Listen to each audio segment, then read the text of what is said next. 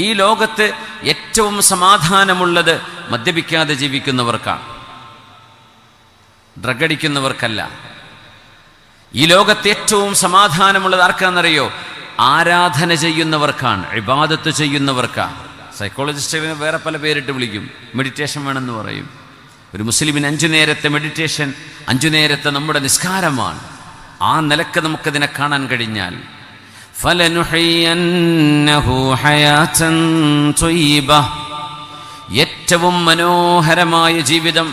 ഹയാതൻ ത്വയ്യിബ എങ്ങനെ ഇതിനെ ട്രാൻസ്ലേറ്റ് ചെയ്യുമെന്നറിയില്ല. അള്ളാഹു നൽകുന്ന ജീവിതം, we will give him a fulfilling life.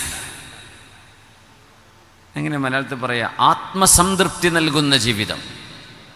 പടച്ചോൻ പറഞ്ഞതുപോലെ കേട്ട് ജീവിച്ചാൽ എന്ത് കിട്ടുമെന്ന് പറഞ്ഞാൽ ആത്മനിർവൃതിയുള്ള ജീവിതം ഇവിടെ ആ മനുഷ്യന് അല്ലാഹു നൽകിയിരിക്കും.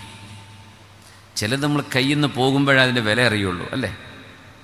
ആരോഗ്യമെന്നത് ആരോഗ്യമില്ലാത്തവൻ്റെ കണ്ണിൽ ആരോഗ്യമുള്ളവൻ ചുമന്ന് നടക്കുന്ന ഒരു കിരീടമാണ്, അല്ലേ?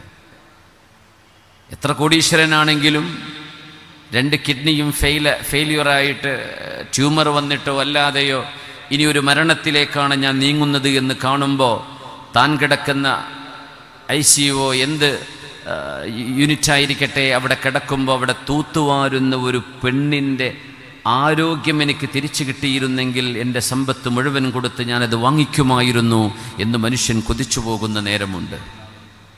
മുസ്ലിമായി ജീവിക്കുമ്പോൾ നമ്മൾ അനുഭവിക്കുന്ന ആത്മസംതൃപ്തിയും നിർവൃതിയും ഒരുപക്ഷെ വഴിതെറ്റി കുറച്ച് ദൂരം അങ്ങ് പോകുമ്പോഴായിരിക്കും തിരിച്ചറിയുക, ഞാൻ I was in A better life before.